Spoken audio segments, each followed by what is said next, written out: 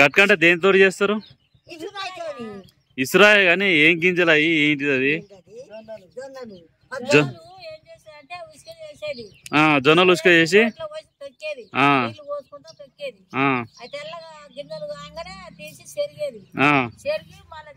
ఆరబెట్టి ఇసురేది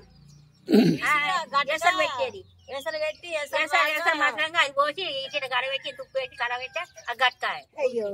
ఇప్పుడు దాన్ని జొన్న గట్క అంటారు, మళ్ళా రాయి గట్క అంటారు, మళ్ళా ఇంకేమేమో అంటారు. అది మసాలా పెడతారు, మసాలా పోతారు. అది సద్ద గట్క కూడా చేస్తారా? సద్ద గట్క కూడా ఓలో మీరు తిన్నారా? సద్ద గట్కలు తిన్నారా? తిన్నాం, మాటెక్కలు కానీ తిన్నాం. మాటెక్కల నీళ్ళు పోసుకొని ఇప్పుడు సద్ద గట్క, జొన్న గట్క ఇంకేముంటది? గోంగూర పచ్చడా, గోంగూర పచ్చడా, గోంగూర పచ్చడా, చింతకాయ పచ్చడా, మామిడికాయ పచ్చడా. అవి ఇప్పుడు ఉన్నాయి, అప్పుడు అప్పటి ముచ్చట్లు చెప్పురు. అప్పుడు ముచ్చట్లే, అప్పుడే అప్పుడే తిన్నాం. ఇప్పుడు ఉన్నాయి కానీ అప్పుడు కూడా ఉన్నాయి మామిడికాయ పచ్చళ్ళు. అంతేనా? ఈ కొర్ర పచ్చడా అంటే కొర్ర పచ్చడినా? కొర్ర కొర్ర జావా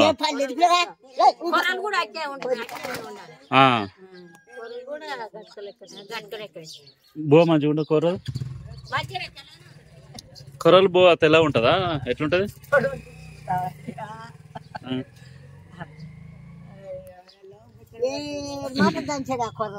కొర్రలు మంచిగా పోటేసి పోటేసి మంచిగా జరిగి మసాలా కొర్ర పోవాలి.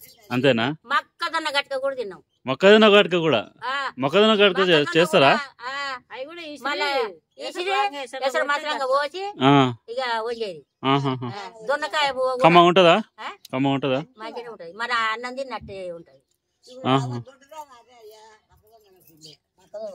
దొడ్డు రావనా? ఇప్పుడు వచ్చేది దుకాణంలో దొరికే దొడ్డు రవ్వ మొక్కజొన్న పిండే కదా, అట్లనా? అందరినీ మరి తీసుకుపోతావు మా ముత్తే.